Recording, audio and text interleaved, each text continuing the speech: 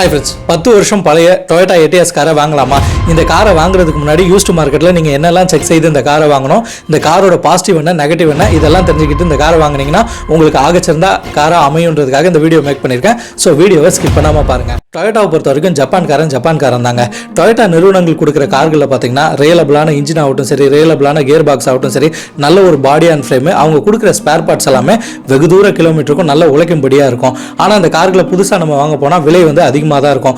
பொருளுக்கு ஏற்ற காசு தானே கொடுக்க முடியும். அதாவது அந்த பொருளோட தன்மை வந்து அதிகமாக இருக்கிறதுனால பணமும் அதிகமாக கொடுத்து அந்த காரை வாங்குறதா இருக்கும். ஸோ இன்னைக்கு யூஸ்டு மார்க்கெட்டில் ஒரு டொயோட்டா கார் நல்ல காராக வாங்கணும்னு பார்த்தீங்கன்னா அது கண்டிப்பாக நம்ம டொயோட்டாவோட எட்டியாஸ் கார் தான். இந்த காரை மக்கள் விரும்பி வாங்குற ஒரே ரீசன் அவங்களோட ரியலபிளான இன்ஜின். அதாவது பார்த்தீங்கன்னா 5 லட்சம் தாண்டி ஓடுற டொயோட்டா இனோவா கார் ஆகட்டும் சரி, அதாவது டொயோட்டா எட்டியாஸ் கார் ஆகட்டும் சரி, இன்னும் நம்ம சாலைகளில் பார்த்துட்டு தான் இருக்கோம்.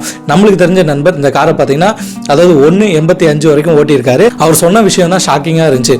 1 லட்சம் கிலோமீட்டருக்கு மேலே தான் கிளச் செட்டே மாற்றிருக்காரு. அந்த அளவுக்கு இந்த பிராண்ட் வந்து அவங்களோட உதிரி பாகங்களை நல்லாவே தயாரிச்சிருக்காங்க. பெட்ரோலில் பார்த்தீங்கன்னா 1.5 லிட்டர் 4 சிலிண்டர், டீசலில் பார்த்தீங்கன்னா 1.4 லிட்டர் 4 சிலிண்டர். இந்த ரெண்டு வேரியேஷனில் வந்தாலும் நம்ம இன்னைக்கு டீசல் காரை தான் பார்க்க போகிறோம். இந்த கார் பார்த்தீங்கன்னா 2009 to 10 சேலில் வந்துருச்சு. மக்கள் நிறைய இந்த காரை புக் செய்து வாங்கிட்டு இருந்தாங்க. மேக்ஸிமம் ஆஃப் டிரைவர் கார் தான் இதை சொல்லுவாங்க. அதாவது பார்த்தீங்கன்னா கால் டாக்ஸி ஓட்டுற நண்பர்கள் தான் நிறைய இந்த காரை புக் செய்து வாங்கிட்டு இருந்தாங்க. அதுக்கு ஒரே ரீசன் பார்த்தீங்கன்னா இந்த காரோட மைலேஜ். சிட்டிக்குள்ளே பார்த்தீங்கன்னா டீசல் கார் 16 மைலேஜ் தரும். உங்களுக்கு ஹைவேஸ்லாம் போயிட்டா 20 to 21, அதாவது நீங்கள் ஓட்டுற ஸ்டைலை பொறுத்து அந்த மைலேஜ் கால்குலேட் ஆகுது. ஸோ அவங்களால மைலேஜ் அதிகமாக கிடைக்கிறதுனால நல்லாவே பொருளிட்டு வந்தாங்க. அது மட்டும் இல்லாமல் ரியலபிளான இன்ஜின் வேற. எத்தனை லட்சம் கிலோமீட்டர் ஓடினாலும் இந்த இன்ஜினுக்கு வந்து எந்த விதமான பிரச்சனையும் கிடையாது. ஸோ இந்த காரை வந்து காலப்போக்கில் நிப்பாட்டின ஒரே ரீசன்னா இந்தியர்களுக்கு அழகுல தானே இம்பார்ட்டன்ட் கொடுப்போம். அதாவது அழகா இருக்க விஷயங்கள் தான் இந்தியர்களுக்கு ரொம்ப பிடிக்கும். ஸோ இதோட பார்ப்பதுக்கு இந்த காரோட தோற்றம் பார்த்தீங்கன்னா அந்த அளவுக்கு பெருசான அழகான தோற்றத்தில் இருக்காது. அதனால இந்த காரு படிப்படியாக மேனுஃபேக்சர்லேருந்து நிறுத்தப்பட்டுச்சு. இன்னைக்கு யூஸ்டு மார்க்கெட்டில் இந்த காருக்கு நல்ல ஒரு பீக் வர காரணம், அதாவது எப்பவுமே இருக்கும் போது ஒரு விஷயத்தை கொண்டாட மாட்டோம், அவங்க இல்லாத டைம்ல தான் இந்த கார் மாதிரி வராது அப்படின்னு சொல்லிட்டு பெருமையாக பேசுவோம்ல, அந்த மாதிரி தான் இன்னைக்கு மார்க்கெட்டில் இந்த கார் இல்லை. அதாவது பார்த்தீங்கன்னா புதுசாக சேலில் இந்த கார் இல்லை. அதாவது யூஸ்டு மார்க்கெட்டில் ஒரு நல்ல கார் கிடைக்கணும்னா இந்த கார் தான் நிறைய மக்கள் எடுத்துட்டு இருக்காங்க. இந்த காரோட விலையும் பார்த்தீங்கன்னா ஓரளவு டீசெண்டாகவே இருக்கு யூஸ்டு மார்க்கெட்டில். இப்போ இந்த காரோட பாசிட்டிவ் சைடை பற்றி பார்த்துடலாம். இந்த காரில் பாசிட்டிவ்னு சொல்ல போகிறது ஃபர்ஸ்ட் பாயிண்ட் இன்ஜின் தான். டொயோட்டா நிறுவனத்தை பொறுத்து எந்த கார்கள் எடுத்தாலும் சரி இன்ஜின் ரிலையபிலிட்டி அடிச்சிக்க முடியாது. எட்டியாஸில் குறிப்பாக சொல்லணும் 5 லட்சம் கிலோமீட்டருக்கு மேலே அசால்ட்டாக பயணிச்சுட்டு தான் இருக்கு. நம்மளோட நண்பர் கூட இந்த காரை யூஸ் பண்ணிட்டு தான் வராரு. அதுக்கப்புறம் இந்த காரோட ஸ்பேர் பார்ட்ஸை பார்த்தோன்னா, அதாவது இன்னைக்கு எது பட்ஜெட் கார்னு நம்ம அறியப்படுறோமோ அந்த பிராண்டை விட இது ஒரு 2000 ரூபாய் கூட இருக்குமே தவிர பெரிய அளவில் உங்களுக்கு செலவு வைக்காது. அடுத்து இந்த காரோட இன்டீரியரை சொல்லணும். வெளியே பார்க்குறதுக்கு தோற்றம் என்னதான் ஓரளவு டீசெண்டாக இருந்தாலும், அதாவது இந்த தோற்றத்தை பிடிச்சவங்களுக்கு பிடிக்கும், சில பேருக்கு வந்து பார்க்க தான் பிடிக்கும். உள்ள இன்டீரியர் பார்த்தீங்கன்னா நல்லாவே ஸ்பேசியஸாக கொடுத்துருப்பாங்க.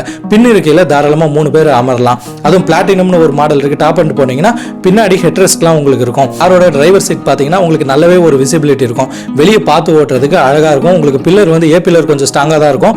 பட் ஆனால் இருந்தாலும் விசிபிள் வந்து உங்களுக்கு நல்லாவே தெரியும். அடுத்து இது ஸ்பீடா மீட்டர் பார்த்தீங்கன்னா உங்களுக்கு மற்ற கார்கள் மாதிரி ஸ்டேரிங் பாக்ஸ் ஃப்ரண்ட்ல இருக்க மாதிரி கொடுத்துருக்க மாட்டாங்க, மிடில் தான் கொடுத்துருப்பாங்க.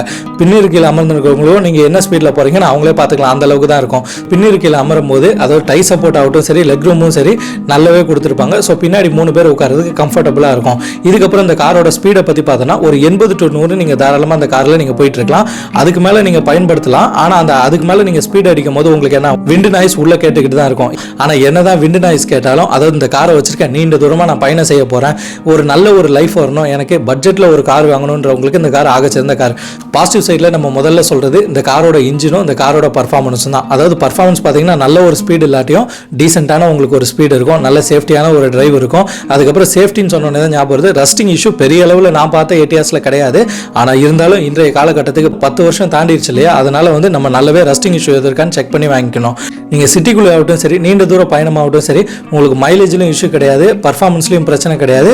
அதாவது வந்து உங்களுக்கு அழுப்பும் அந்த அளவுக்கு இருக்காது. ஏன்னா இதோட சஸ்பென்ஷன் செட்டப் பார்த்தீங்கன்னா ஒரு சாஃப்ட்வேர் சைடில் தான் இருக்கும். ரொம்ப ஹார்டுன்னு சொல்ல முடியாது, ரொம்ப சாஃப்ட்னு சொல்ல முடியாது, ஓரளவு மீடியமாகவே இருக்கும். உங்களுக்கு அந்த அளவுக்கு உடல் வலி இருக்காது. அதுக்கப்புறம் ஓட்டுறதுக்கும் இந்த கார் நல்லா அருமையாக இருக்கும். இவ்வளோதான் இந்த காரோட பாசிட்டிவ் சைடு. இப்போ நெகட்டிவ் சைடை பற்றி பார்த்துடலாம். நெகட்டிவ்ல நம்ம ஃபர்ஸ்ட் பாயிண்டாக சொல்ல போகிறது இந்த காரோட தோற்றம் தான். அதாவது 10 வருஷம் பழைய காரு, உங்களுக்கு தோற்றம் பார்த்தீங்கன்னா ரொம்பவே டல் அடிக்கிற மாதிரி இருக்கும். பார்க்குறதுக்கும் மாடல் அந்த அளவுக்கு ஒரு பிடித்த மாதிரி இருக்காது. சில பேருக்கு வந்து இந்த காரை வந்து பார்த்தவொடனே பிடிச்சிடும், சில பேருக்கு பார்க்க தான் பிடிக்கும், அப்படி தான் இருக்கும். அதை பார்த்தீங்கன்னா ரொம்ப ஓல்டுக்கு போன மாதிரி இருக்கும். ஆனால் அந்த காருக்குள்ளே ஏறி உட்காந்துட்டிங்கன்னா அந்த காரோட இன்டீரியர்லாம் பார்த்தீங்கன்னா அந்த காரை தாராளமாக உங்களுக்கு பிடிக்க ஆரம்பிச்சிடும். அடுத்து பார்த்தீங்கன்னா இந்த காரோட ஸ்பேர் பார்ட்ஸ். இந்த காரோட ஸ்பேர் பார்ட்ஸ் பார்த்தீங்கன்னா இன்றைக்கி மற்ற பிராண்டுன்னு ஒன்று இருக்குது. அது வந்து பட்ஜெட்டில் ஏழைகளின் நண்பன்னு ஒரு பிராண்ட் இருக்குது. அந்த பிராண்ட் அளவுக்கு சீப்பராக இருக்குது. இருக்காது, ஓரளவு ஹையாக தான் இருக்கும். இந்த காரை நீங்கள் வந்து இன்கேஸ் சர்வீஸ் பண்ணணும்னு நினச்சிங்கன்னா கூட ஓயில் போயிட்டு ஆயில் சர்வீஸ்லாம் பண்ணிவிட்டு ஸ்பேர் பார்ட்ஸை வந்து லோக்கலில் கொடுத்தீங்கன்னா உங்களுக்கு விலை கம்மியாகவே நீங்கள் மாற்றிக்கலாம். இந்த காரில் அடிக்கடி ஏற்படுற இஷ்யூன்னு பார்த்தீங்கன்னா ஒரே ஒரு இஷ்யூ தான், அடிக்கடி ஏற்படாது. அதாவது எப்பயாவது ஒரு இஷ்யூ வந்துச்சுன்னா இந்த இஷ்யூ கட்டாயம் வரும். அதாவது சுற்று வாங்கி ஸ்டார்ட் ஆகுறது, அதாவது நீங்கள் திருக்கிக்கிட்டே இருப்பீங்க சாவியை, ஆனால் கிறுக்குன்னு சவுண்டு மட்டும் தான் வரும், ஸ்டார்ட் ஆகாது. இதுக்கு நிறைய நண்பர்கள் சொல்கிற விஷயம் என்னென்னா, மெக்கானிக்கில் அதிகமாக சொல்கிற விஷயம் என்னென்னா ரிலே போயிருக்கும் அப்படிம்பாங்க. அதுக்கப்புறம் ப்ரெஷர் பம்பு வீக்காக இருக்கும்பாங்க. இது மாதிரி நிறைய விஷயங்கள் சொல்லிக்கிட்டே இருப்பாங்க. நீங்கள் எப்படியும் உங்கள் காரை நீங்கள் செகண்ட்ஸில் வாங்க போகிறீங்கன்னா நல்ல ஒரு டெக்னீஷியனை வச்சு செக் பண்ணிவிட்டு ஸ்கேனிங் போர்டை பார்த்துட்டு என்ன எரர் இருக்குன்னு ஃபஸ்ட்டு கிளியர் பண்ணி பாருங்கள். இன்கேஸ் கிளியர் பண்ணியும் மறுபடியும் த்ரோ ஆகிட்டு இருந்துச்சுன்னா அந்த மெக்கானிக்கிட்டே சஜஷன் கேட்டுட்டு அதுக்கப்புறம் இந்த ஃபால்ட் இருக்கான்னு ஒரு வாட்டி செக் பண்ணி பார்த்துக்கோங்க. அதாவது வந்து இந்த ரயில் ப்ராப்ளமாக இருக்கும். அந்த ரயில் பார்த்தீங்கன்னா உங்களுக்கு எப்படி பார்த்தாலும் ஒரு புதுசு வாங்க போனீங்கன்னா 16,000 to 17,000 ரூபாய் வரும் ஓயில். இது கம்மியாக கூட வரலாம். நம்மளோட நண்பர் இது சொன்னது. ஸோ அந்த ரிலே எல்லாம் கரெக்டாக இருக்கான்னு பாருங்கள். இல்லை ஆஃப்டர் மார்க்கெட்டில் கூட அந்த ரிலே கிடைக்கும். ஆனால் அந்த ரிலே வாங்கிட்டீங்கன்னா உங்களுக்கு ஓயில் கிடைக்கிற மாதிரி இருக்காது அந்த குவாலிட்டி தன்மை. ஏன்னா டொயோட்டா நிறுவனத்தோட இன்ஜின் வந்து பார்த்தீங்கன்னா பல லட்சம் கிலோமீட்டர் பயன்படுத்துறதுக்கும் இலகுவான இன்ஜின் தான். பட் ஆனால் அதுலேயும் சில ஃபால்ட்டுகள் இருக்க கார் இருக்க தான் செய்யும். ஸோ அந்த ரிலே கம்ப்ளைண்ட்லாம் முடிச்சுட்டு அந்த ரயில்லாம் ரெடி பண்ணி போட்டிங்கன்னா உங்களுக்கு இந்த கார் ஆகச்சிருந்த காராக இருக்கும். டொயோட்டாவோட கியர் பாக்ஸை பற்றி நம்ம சொல்லி ஆகணும். அதாவது இன்ஜின் ஸ்டார்ட் பண்ணும் போதே நம்ம அந்த கியர் ஆடுற அழகே ஒரு தனி அழகு தான். அதாவது நம்மளுக்கும் அந்த இன்ஜின் கனெக்டிவிட்டி கொடுக்குறது அந்த கியர் பாக்ஸை நம்ம போடும்போது நம்ம ஒரு ஃபீல் பண்ணி உணரலாம். டொயோட்டா கார்களை நீங்கள் பயன்படுத்தினா உங்களுக்கே தாராளமாக அது தெரியும். தெரிஞ்சவங்க நம்ம கமெண்ட் பாக்ஸில் போடுங்க.